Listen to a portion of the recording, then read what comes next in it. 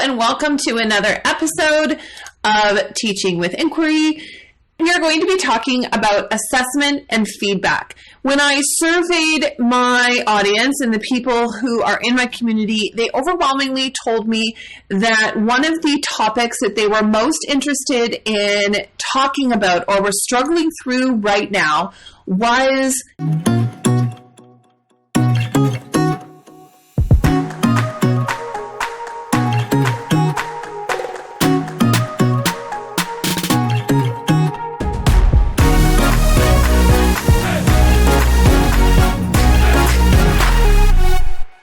on the topic of assessment and feedback. So while we are all figuring this out together, and it is brand new type of teaching for everyone, I'm going to share with you perhaps my thinking of what assessment and feedback can look like during this time. And I know it's probably going to be a little bit different based on some of the discussion threads I've heard, but I want to take a little bit of a very simplistic look at what assessment and feedback is, primarily because I don't have time to be giving paragraph responses to absolutely everything my students submit to me. So I need to somehow come up with a quick, dirty strategy that will allow me to provide feedback to my students that is manageable and timely and still kind of fits what we're doing. So we're going to talk all about that. If at any point in time during our video you have a question or a comment or you want to join into the discussion, please add your comments into the comment section below, because I would love to have this as an open discussion, because I think we all just need timely conversation about what is happening right now in teaching. So if you are new to this video series, my name is Patty and I am a 4-5 teacher in Ontario, Canada. So there is a lot of content that we can talk about. This is new for teaching. So we're going to be talking all about assessment and feedback. So one of the things I want to go through are what are some of the guidelines that we're being told about assessment and feedback specifically for here in Ontario, and it's probably fairly similar in other jurisdictions, but my experience right now is Ontario, so I'm going to go over some of the guidelines that I have been following. I also want to talk about the kind of quality work that is being submitted and whether or not that's going to be a factor in whether or not we're going to provide assessment and feedback. Do we assess? What does that look like? What is feedback, and how are we going to give that feedback? So that's kind of what we're going to be talking about specifically today. So what is the Ministry of Ontario and Ministry of Education saying right now for that? It says that we need to provide feedback on progress that students are doing. It says, yes, we're certainly going to be writing final report cards. However, no summative evaluation will be required of this at-home learning portion. So the portion we're doing right now, we're not being required to comment on that in terms of their summative evaluation for elementary. It means that only things that have happened before March 13th, so before we left for spring break, are to be counted for that report card. It also means that evidence of learning during the school closures can be counted, but only when it's in the best interest of students. So we can take the work that they're doing now into consideration, but the bulk of their evaluative mark is going to come from that content that we did February and the first half of March, which isn't a lot. So there is going to be some of our professional judgment that's going to have to say, okay, this student has done particularly well, and I can justify why perhaps that mark of a C might really be a B by the final term. And it's really kind of touchy-feely from what I interpret this to be, is we're not doing any evaluative marking right now. None of the things the students are going to complete are going to be counted towards a report card. However, it can help to boost a report card mark if we feel as though that's warranted and it's in the best interest of students. So it's going to go up. It can't go back down. So that's kind of the messaging that I am hearing and I'm reading from the Ministry of Education. So with that in mind, that somehow framed how I am trying to, as simply and easily as possible, provide feedback for my students while not counting anything that they're doing to the report card right now. So what are your students doing? So right now, I know for myself, my students are doing some reviewing of concepts. I'm giving them exposure to new skills because I know that they're going to be going on to grade 6 next year. So I don't want there to be a huge gap. A lot of my term 2 expectations, especially for math, were things like fractions and decimals. Those concepts are in division. Those concepts are important concepts that students need to be exposed to. I may not be evaluating their success at that for their report card. However, I am going to be giving them some opportunities and some exposure to that content because I think it's going to be invaluable for them moving forward. And certainly their teacher next year is going to have to help them catch up, but at least they've seen it. And their parents can do, if their parents are able to, they can be supportive in helping students expose them to these new concepts. I'm also really focusing on essential skills only. So I'm focusing way more on number sense and specific writing concepts, things like grammar, spelling, writing forms in particular that students are saying that they're interested in or had in the past shown interest in the classroom. So I'm really focusing and trying to narrow my focus so I'm not really covering all the specific expectations, obviously, but I'm determining myself what is most essential. So I'm focusing on number sense, I'm focusing on grammar, and kind of the nitty-gritty mechanics of a lot of the language things.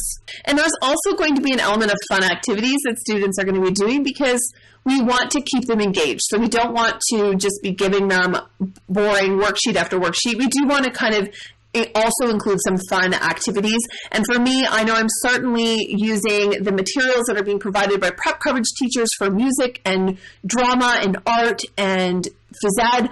All of those teachers that I work with are amazing, and they are providing such a great wealth of information for students in those topic areas. So it's not necessarily something I'm planning, but definitely something I'm giving my students access to. So what exactly are we going to assess? And when I say assess, I'm really looking at what am I marking and what am I going to pay attention to that my students are doing. Even on a regular day, I'm not going to be assessing and marking absolutely everything my students do and touch. I just don't have time for that. I mean, I very enviously look at teachers who are able to assess and mark all of that stuff. I can't. So if I'm not going to do it during a regular day, I'm probably not going to be doing it during distance learning when I don't have 100% of my students handing work in. So what are we going to assess? Are we going to assess everything? No, not for me. Some of the things, yeah, or nothing. And that's a valid option too. I mean, all of those are really going to be determined based on the teacher's ability and need and what's going to work for them. But really, if you're anywhere on that continuum where you're assessing everything they do or you're assessing nothing that they do, I think it's okay. I think you're okay if you're anywhere on that continuum. You just have to be comfortable with where you are. I'm somewhere in the something category. I'm kind of in the middle between I'm not assessing everything, but I'm assessing more than nothing. So I'm kind of in the middle myself, but I think we have to look at that as a continuum. And at this point, it's okay if we're anywhere. And that's really open-ended. So I think we're all doing really well at that. So yay us. So, for example, this is the weekly schedule I gave my students. Now, you'll see the things that are highlighted in yellow, with the exception of science, because that's not a subject that I'm currently teaching, being that I'm only part-time this year.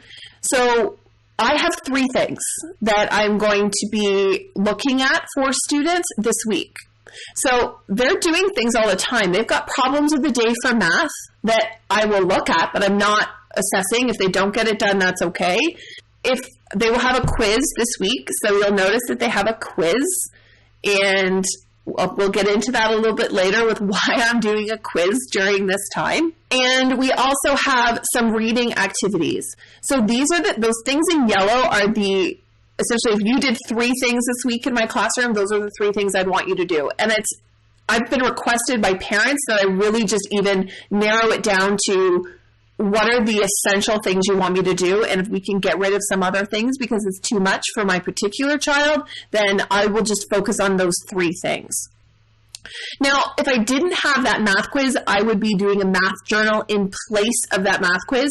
And the math journal is the thing I mark. So I don't mark anything else that they do for math. I just mark that math journal. So some of them will hand work in, and I think that's great. They'll hand it in as evidence for their math journal, but I really have their math journal. I know we talked a little bit more about the math journal during last week's live video as well. So if you haven't seen that one, go back on my Facebook page, scroll down a little bit, and you'll find last week's video. You'll also find it posted on YouTube as well as in the podcast that this live video is rebroadcast into. So there's lots of places you can find the previous videos for this. So I'm really narrowing it down, what I'm marking and what I'm assessing or what I'm providing feedback for. They're kind of all in the same for me.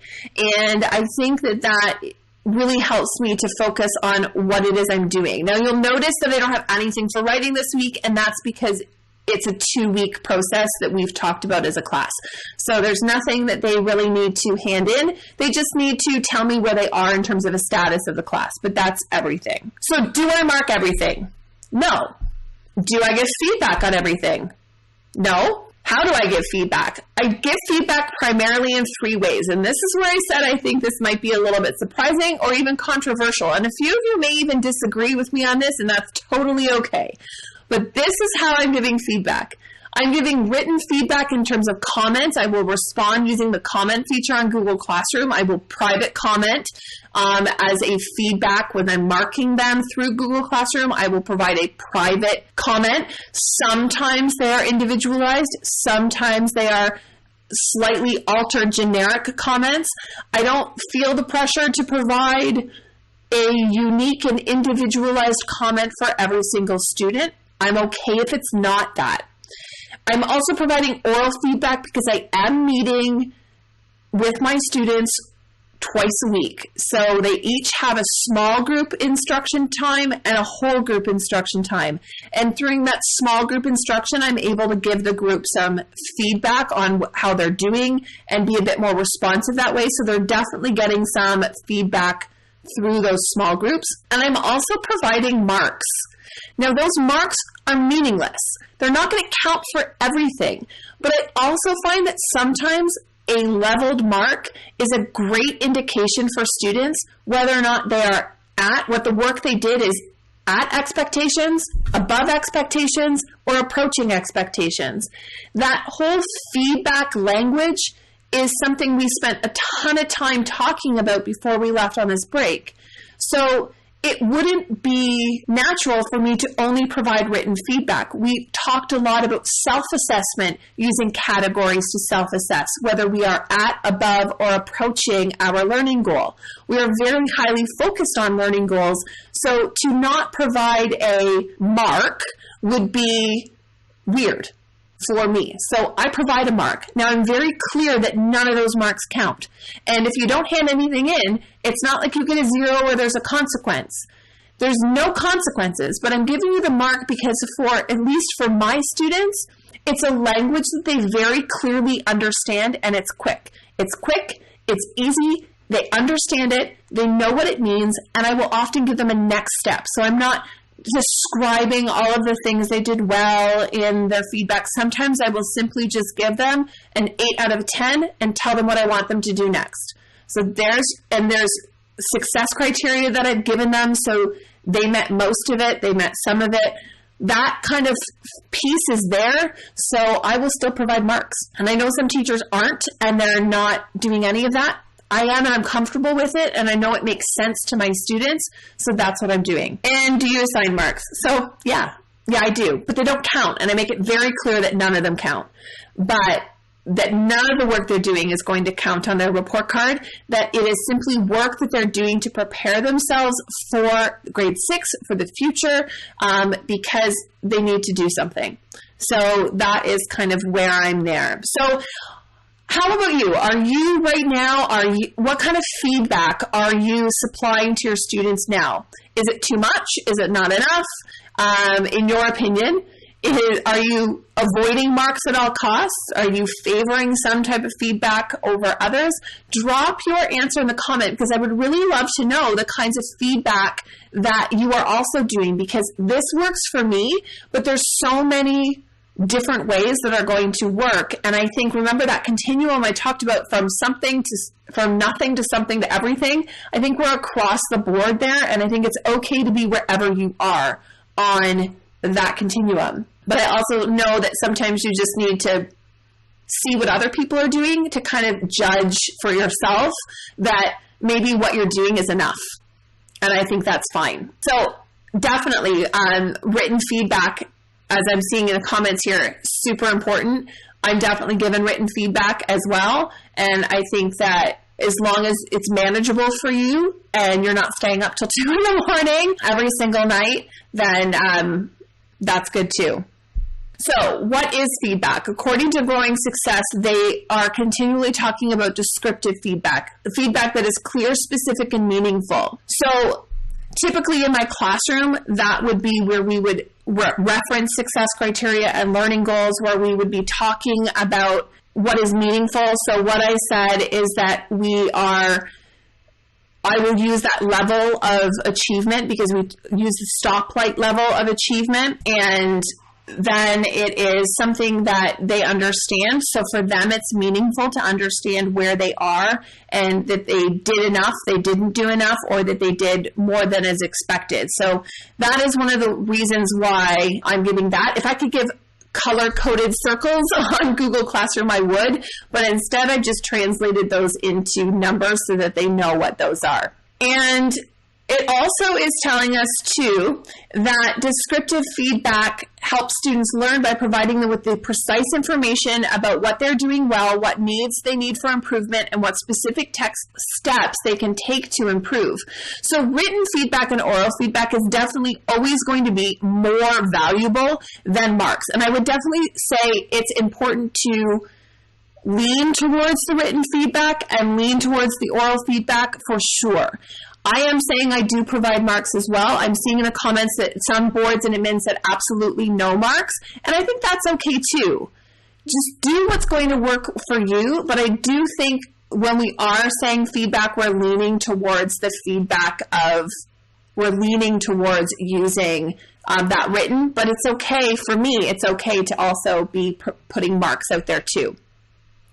It also means that we can enable the learner to adjust what he or she is doing. So really, that's the goal of providing feedback, is when we give it, does it help to move them forward to accomplish goals? So for me, that's really my point of feedback. If it helps them move forward, then I have to deliver that feedback in a way that I know is going to help them move forward and improve for the next time. I know some of my students, if I write them paragraphs of feedback, it's not as meaningful. They're not quite sure what to do with it, and they just get lost in all of the words. Sometimes I have to be very brief and specific, so I think, too, you need to know your audience and what format. As much as I'd like to write them paragraphs upon paragraphs of what they've done well and what they need to improve on, I also have to know my audience and know that sometimes that's not appropriate for the audience that I have. So I have to make sure that it is meaningful and it is going to help that student move forward. One of the reasons that I feel is I do rely sometimes on the marks as well as, or marks, I like that. Sheila used to always mark the math and tell them their answer is correct. Yeah. I find that I always start with a learning goal so that they know what it is I'm assessing them on. And I will put on every single page what the learning goal is for that activity so they know what I'm looking for. And I think when we're clear about what it is we're looking for and what that learning goal is, then it can help us to make sure that our feedback is far more targeted for the students in our classroom. I also think that we need to choose one or two tasks that we're going to be providing that detailed feedback on, and that not everything that the students do require us to provide them with detailed descriptive feedback. That it's okay, perhaps design a summative type task where they can summarize their learning for the week, and that's what you can mark. So instead of marking everything that they touch, decide that there could be some tasks that are practice and some tasks that you mark because it summarizes what it is that they have learned in the week or what they have done. And I find that is a good way for me to quickly assess what they have been able to accomplish, because they can apply the practice into that same math journal and share with me what they've learned. And then that's what I can evaluate, or that's what I can provide feedback for. And you can provide a level, and whether you do that orally or whether you write down using kind of some trigger words, or whether you provide a mark, or whether you complete a rubric for them that has no points, but you just highlight where they are in the rubric and there's no points. It really kind of depends on how you're choosing to provide that feedback. That it's not summative assessment, but it's a way for students to track where they are and for them to decide whether they were on track, whether they are approaching, or whether they went above and beyond. And providing that feedback, it's okay. For me, it's okay to provide that kind of feedback, as long as I'm very clear that none of that feedback or that mark or that assessment is counting towards their report card mark. It's kind of free practice and free work so that they can learn those different things. I also do think that it's important to give them a next step, and I want to see them moving forward and taking what it is they need to do next. So what do I want to see them do more of? And for me, some of that accountability, I know that's been a question when I put this out on Instagram and on Facebook stories earlier today. I had a few comments about how do we make sure that they actually do the work? And for me, I'm comfortable on video. Surprise. So I'm okay with having video with my students. I often will have another teacher or another adult with me during those as well. And I'm definitely following the guidelines that have been set forth in using video conferencing with students. But I find giving them a next step and having conversations about what they did the previous week and talking about where we're going next definitely helps to hold them accountable, because they can hear you or see you and can decide what it is that they're going to do, and that they have to kind of follow up on that, or you're going to follow up on that. So, but that same sense, I don't want to put any extra pressure on students that are overwhelmed right now and families that are overwhelmed. So just like I said last week, I have to let it go if a student isn't as engaged as I would like them to be. And I'm there for those that can be there with me, and I will be welcoming to those that need the support, however it's going to come for them or however much they're able to do. But at the end of the day, I need to be okay with knowing that I'm providing opportunities, but it's okay if they don't take me up on those offers. And finally, I don't count any other marks for their final mark. So all of their final marks are going to be prior to March 13th. So this is just exposure. And I'm going to provide them that feedback or that mark because it's going to help them understand that concept. And I'm really looking at teaching concepts right now.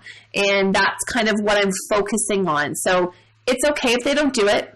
And it's okay if they don't get 100%. My goal is to expose them to different topics and concepts that we would have done in the classroom to hopefully make them better prepared next year for those that are able to participate. So really, this is kind of where my philosophy, I guess, is knowing where they were before the break. Their current work will help me decide if they move forward or they stay the same. And that's really what I'm ultimately, there's kind of two pieces of assessment. My teacher assessment that I do formally as I write their report cards, and then what I provide with my students. And right now, I'm just really trying to assess where they would have been before the break and whether or not they have worked and shown progress in, and I can confidently say that most of the work that they were doing is their work, and whether or not that has an impact on their mark for the report card.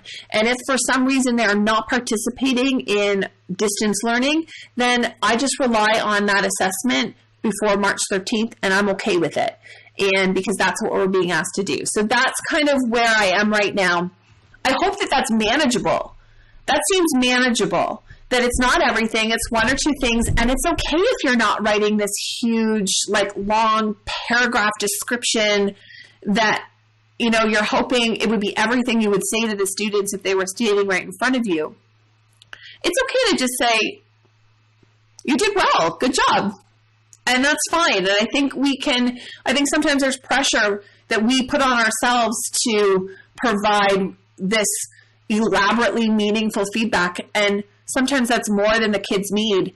And they just need to know, did I do good? In the words of my students, did I do good on that? I think that's what they need to know. And then she says, Dawn says, my biggest struggle is the lack of effort being put into assignments. I provided clear instructions, criteria, and they still don't seem to care. And I think that's the hard part, is if they don't care, but you care, that you're not seeing it matched.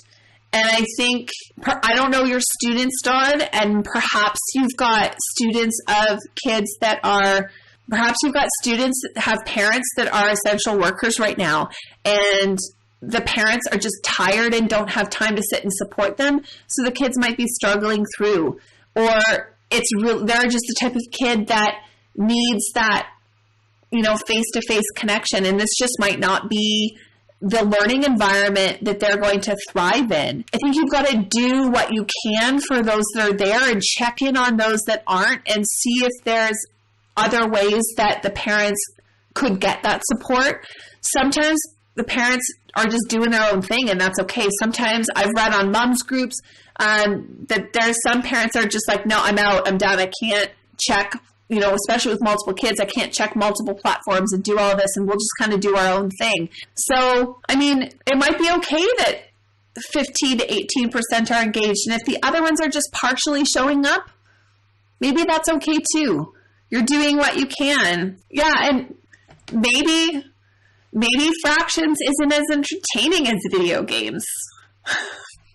I can almost guarantee you that in their point of view, fractions or long division is probably never going to be as entertaining as video games. And I think in the long run, most of them are going to be okay. So I think if we let it go. If we let it go, it might be okay. Yeah, I would say just accept where they are. Accept them where they are and see if you can move them a little bit forward or get them to do a little bit more. But maybe just take them as they are and be okay with it. I think that if they're not engaged, maybe just it's okay. And I don't think that's you giving up on them, or I don't think that that's, being a bad teacher. I think that's just you being respectful that every family right now is doing things differently. And it's okay to let the parents take the lead. That if it's important to the parents, then they will do what they need to do to get their kid online. And if it's not as important to the parents, then let them be the leader in that and let them say, this isn't important to us right now, so we're not enforcing it, and that's okay with us. And so if it's okay with the parents, then maybe it needs to be okay with us too. I think that's kind of let the parents lead. Now, if you've got a situation where the parents are struggling to get their kid engaged and they need your help, then maybe that's a different story. But I think I would go with where are the parents at right now and what do they need right now? And if what they need right now is just their kids to kind of be content and not be constantly fighting with them to do their work, then maybe that's what they need. Do what you can, and that's okay. It was weird the first couple of times realizing that the parents were sitting like off camera so that it looked like it was just the student and the parents are there. I guess I just have to assume if I'm doing video conferencing that the whole world is watching. Because it can be shared everywhere and it can be saved and all of those things. Just like it could happen right now. Right now, you could all take this video and do what you wanted with. And I think when you look at it that way, I do have a sense of trust with most of the parents that they are joining in because and if they're sitting there, chances are they're not sitting there to try to catch me up on anything. They're sitting there because they're working with their kid later on in the week and they want to know what I said, because perhaps their kid will say, oh, no, she said this, and they want to be there to hear what I actually said. Overall, I have had really great parent support for those that have vocalized their support. So I'm okay with that. But yeah, for sure, there's definitely parents sitting there. And I think that's, when you look at the OCT guidelines, I think I remember there's something saying like, just remember, this is public. You're publicly teaching. You have no sense of privacy. If you're teaching through video, there is no sense of privacy. Your video is not a private thing because it is only as private as the people that are in the video with you. And anybody can share that out. Having my face on video and not worrying about that and not realizing that not too many people care to make fun of me. And if they do, I guess I put it out there so I deserve it. I think this is going to change teaching. I just wonder how it is going to change it. But anyways, thank you so much for joining me. So if you have missed any of the other 134 episodes that I have done, go ahead over to Apple or wherever you listen to your podcasts, and you can subscribe to the Teaching with Inquiry podcast, and you can have all of the audio for these videos ready to go and in your phone ready to go every Wednesday or Thursday, depending on when I release it. So we will talk soon. And again, as I've been saying every week, I do videos every single Monday night at 9. If there is something that you want to talk about and you just want to meet as a community and have a conversation about that topic, then let me know, and I can definitely put that on the schedule for things that we can discuss, because I think it's helpful when we can gather together as a community and really just chat. There's a TPT sale. There's a TPT sale Tuesday and Wednesday.